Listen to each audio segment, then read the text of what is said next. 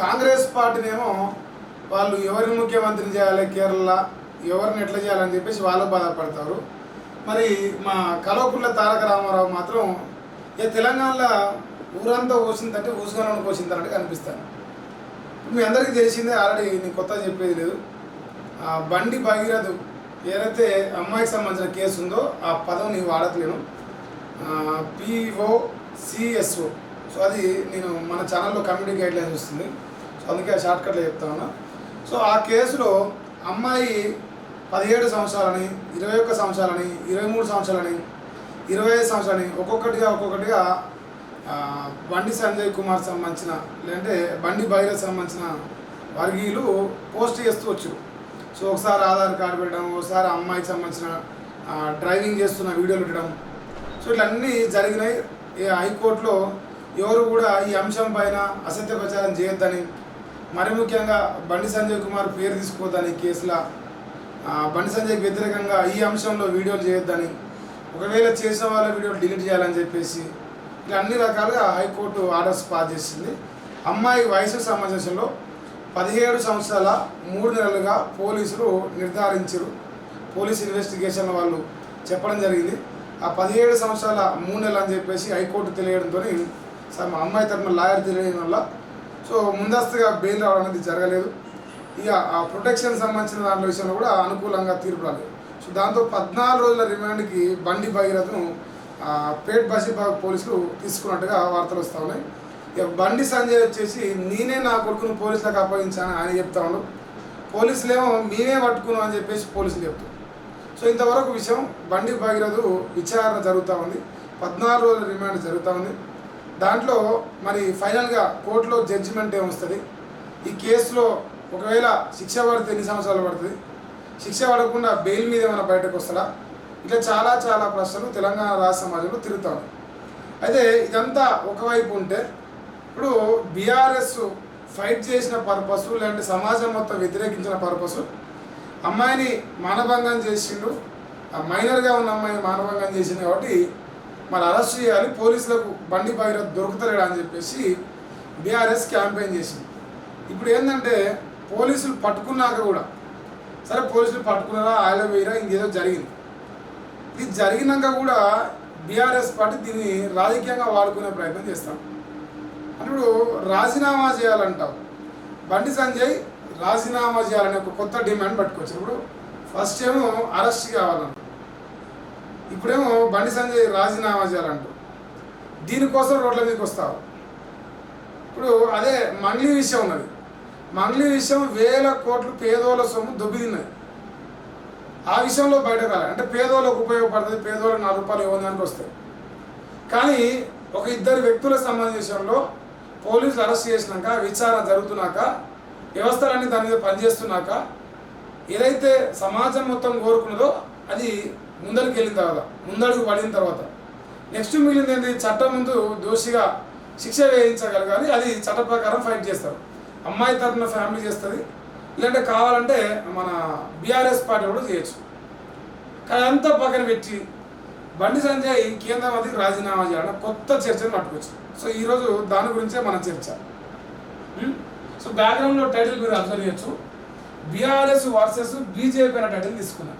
ఎందుకు ఈ టైటిల్ తీసుకున్నాం, బీఆర్ఎస్ వర్సెస్ బీజేపీ అనేది తెలంగాణలో ఒక కథ అల్లుతా ఉన్నారు, ఆ కథ గురించే మనం మాట్లాడదాం. సో బీఆర్ఎస్ పత్రిక నమస్తే తెలంగాణ రాసిన వార్తను ఒకసారి మీరు అబ్జర్వ్ చేయండి. తెలంగాణలో నమస్తే తెలంగాణ చాలా మంది నాయకుల పైన మాట్లాడింది. ఆ చాలా మంది నాయకులు కాంగ్రెస్ పార్టీలో ఉన్న వాళ్ళు ఉన్నారు. మరి ఆ కాంగ్రెస్ పార్టీలో ఉన్న వాళ్ళ పైన ఈ స్థాయిలో రాజీనామాలు ఎక్స్పెక్ట్ చేయలే. ఎగ్జాంపుల్స్ నేను తీసుకుంటా. ఈరోజు ఈ అత్యాచారాలకు సంబంధించిన విషయం కూడా నేను మాట్లాడతాను, మైనర్లకు సంబంధించిన విషయంలో కూడా.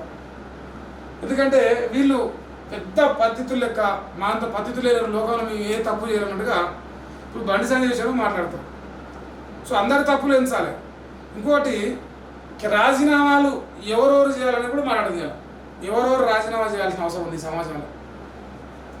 ఇది ఫోటో. నిరసనపై బండి అనుచరులు గూండాగిరి చేశారట. బండి సంజయ్ తక్షణమే కేంద్ర మంత్రి వర్గం నుంచి బర్తరఫ్ చేయాలని డిమాండ్ చేస్తూ రాష్ట్ర వ్యాప్తంగా ఆందోళనలు తీవ్రమైనవి. ఎవరు చేసిరు ఆందోళనలు? బీఆర్ఎస్ పార్టీ కార్యకర్తలు చేసిరా? బీఆర్ఎస్ పార్టీ కార్యకర్తలు చేసేదాన్ని పబ్లిక్ మీద రుద్దుతున్నారా? సరే, బర్తరఫ్ చేయాలి, కేంద్ర మంత్రి పదవి నుంచి బర్తరఫ్ చేయాలి. ఏ అంశంలో బర్తరఫ్ చేయాలి? ఇప్పుడు తెలంగాణ రాష్ట్రంలో మనందరికీ తెలిసిన ప్రకారం మాట్లాడదాం. మీ అందరికీ గుర్తున్నంత వరకు బీఆర్ఎస్ చాలా రోజుల నుంచి చాలా సమస్యలు తీసుకుంది.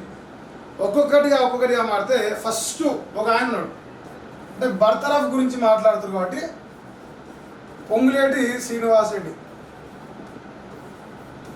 శ్రీనివాసరెడ్డి గారు రెవెన్యూ శాఖ మంత్రి.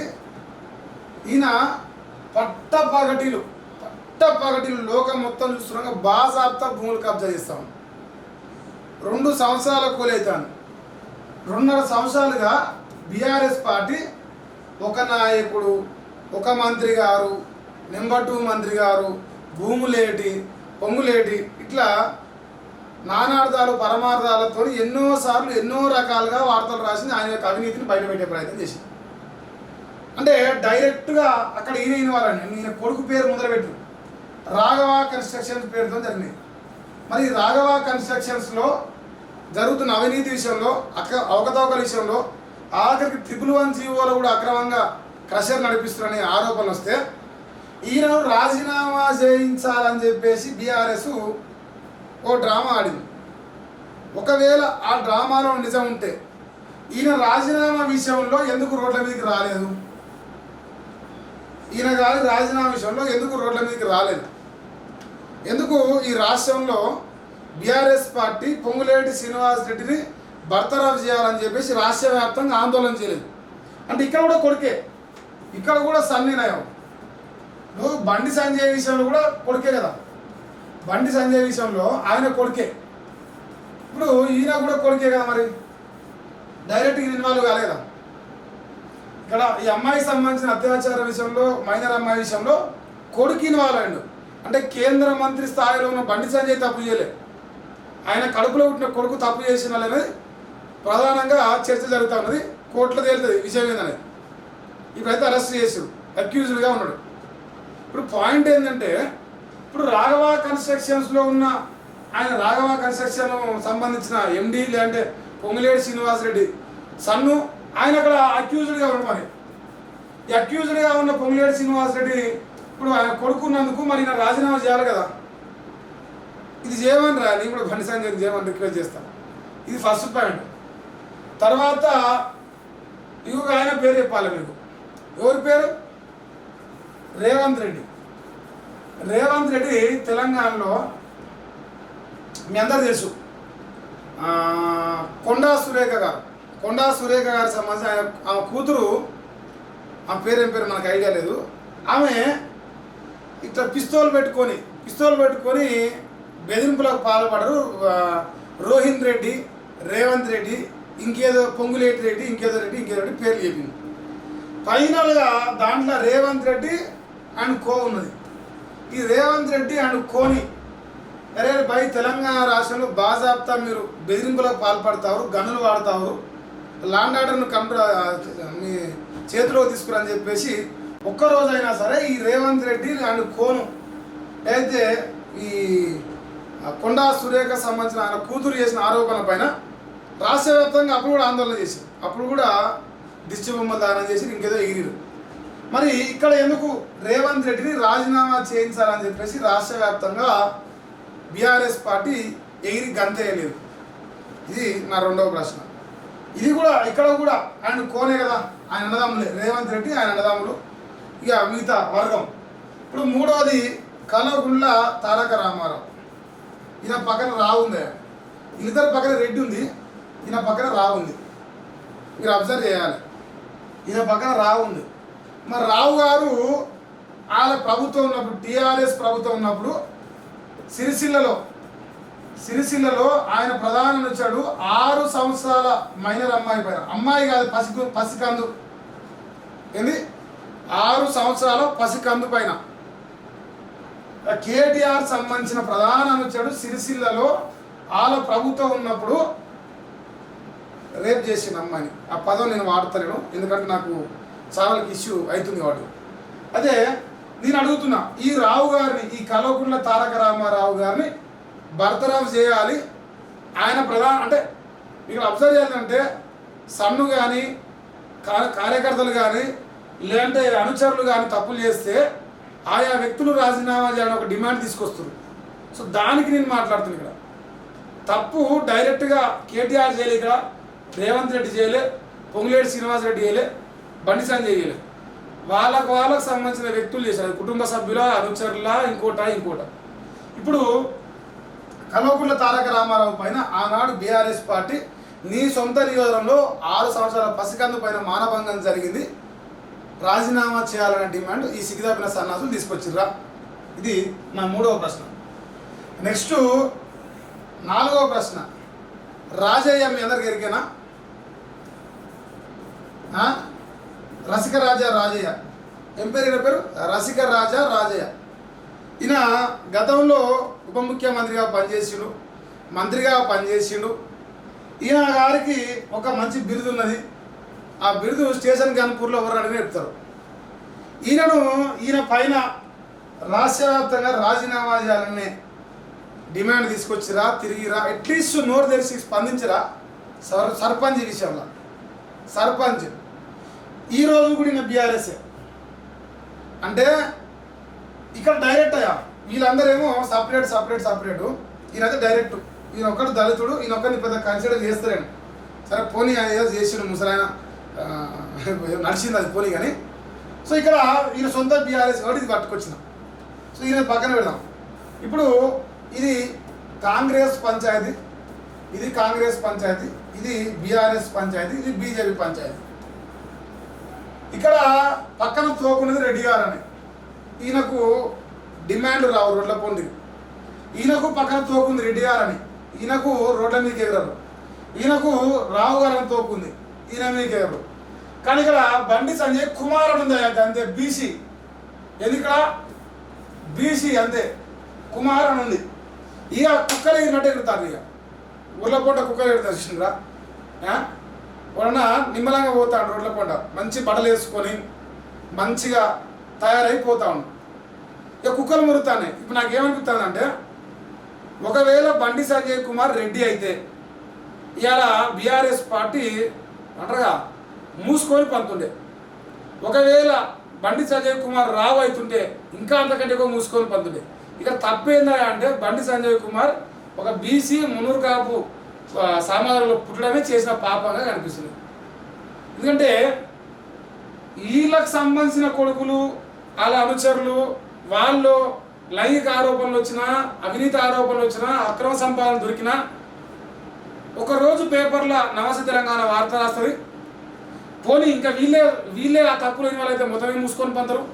బెస్ట్ ఎగ్జాంపుల్ మనోడు అని పేరే షకీల్ గారు కొడుకు కేసులో ఏం జరుగుతుందో లోకం మొత్తం తెలుసు. అది బీఆర్ఎస్ ప్రభుత్వం ఉన్నప్పుడే జరిగింది. అప్పుడు ఎమ్మెల్యేగా రాజీనామా చేయాలి, ఇంకోటి రాజీనామా చేయాలి. అప్పుడు రోడ్డు మీకు రాదు. మనది మంగళవారం, మంది సోమవారం అంటారు. లేదంటే మనదే సోమవారం, మందిదే మంగళవారం అంటే నడుస్తాను ఇప్పుడు కథ. నేనేమంటున్నా, ఈ తెలంగాణ రాష్ట్రంలో ఒక బీసీ బిడ్డగా ఉండి తెలంగాణ రాష్ట్రం అట్టడుగు స్థాయి నుంచి వచ్చిన బండి సంజయ్ కుమార్, ఆయన జీవితం మొత్తం కూడా కార్యకర్త స్థాయి నుంచి, రబ్బర్ చెప్పులు వేసుకున్న కార్యకర్త స్థాయి నుంచి కష్టపడి తెలంగాణ రాష్ట్రంలో భారతీయ జనతా పార్టీకి ఒక మంచి క్రేజ్ తీసుకొచ్చి కార్యకర్తలను ఒక భరోసా ఇచ్చి, ఆయన స్వతహాగా ఒక అయ్య పేరు చెప్పుకోనో, ఒక తల్లి పేరు చెప్పుకోనో, అన్నదమ్ముల పేరు చెప్పుకోనో, ఇంకోని పేరు చెప్పుకోనో కాకుండా దేశాన్ని నమ్ముకొని, ధర్మాన్ని నమ్ముకొని ఇలా ప్రజాక్షేత్రంలో ఒక నాయకునిగా, ఒక బీసీ బిడ్డగా ఎదిగిండు. ఇప్పుడు ఆయన ఏమని ఆశపడతాడు? నేను జిందగీలో సీఎం కావాలి బీజేపీ నుంచి అని ఆశపడతాడు. ఒక బీసీ ఓడట సీఎం అవుతాడు. ఇప్పుడు ఒక బీసీ ఓడట సీఎం కావాలి, అయితే ఒక ఎలుమోడు కావాలి, ఒక కమ్మోడు కావాలి, ఒక రెడ్డోడు కావాలి తప్ప ఒక బీసీ ఓడట సీఎం అవుతాడు అని చెప్పేసి బీఆర్ఎస్ పార్టీలో కల్వకుంట్ల తారక రామారావు అని ఒక ఎలమ ద్వారా ఆడుతున్న డ్రామా. ఈ డ్రామాలో తెర దిగేది ఎప్పుడా అంటే, బీసీలను ఈ పద్ధతులు చెప్తారు. 42% బీసీ రిజర్వేషన్ కోసం బీఆర్ఎస్ పార్టీ మద్దతు. సిగ్గా అనిపిస్తుంది అనుకో. మీకు నిజంగా మద్దతు ఇచ్చే అంత మంచి గుణం ఉంటే బండి సంజయ్ కుమార్ కొడుకు తప్పు చేసిండు, ఆ తప్పు కోర్టులో నిరూపించాలని చెప్పేసి ఫైట్ చేయరు, శిక్ష చేయాలని ఫైట్ చేయరు, యావజ్జీవ కారాగార శిక్ష చేపిస్తానికి ప్రయత్నం చేయరు. ఒకవేళ నిజంగా మీరు పద్ధతులకు అమ్మాయి వైపు ఉండాలనుకుంటే మీరు ఆ అమ్మాయి క్యారెక్టర్స్ అసాసినేట్ చేస్తాను అనుకుంటే తప్ప అమ్మాయికి ఏం బెనిఫిట్ చేయలేదు.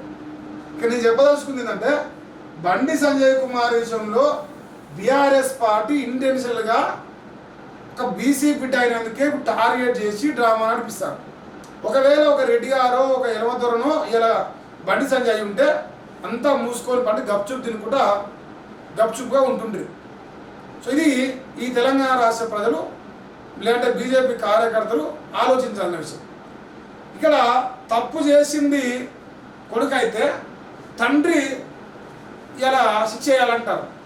టార్గెట్ కొడుకుకి పేరు చెప్పి తండ్రికి ఎక్కువ పెడతా ఉన్నాను. నేను అదే అడుగుతున్నా, ఇదే పని పొంగులేటి శ్రీనివాస్ రెడ్డి గారి కొడుకు నడిపిస్తున్న రాఘవ కన్స్ట్రక్షన్కు ఎక్కువ పెట్టి ఆయనకాయ చూపి ఆయన పేరు చెప్పి ఎందుకు పొంగులేటి మంత్రి పదవి రాజీనామా కావాలని రాష్ట్రం మొత్తం యుద్ధాలు చేయలేదా? రోహిన్ రెడ్డో రేవంత్ రెడ్డో ఈ అమ్మాయి విషయం మన కొండా సురేఖ గారి కూతురు చెప్పిన ఆరోపణల పైన ఎందుకు రాలేదా రాష్ట్ర వ్యాప్తంగా?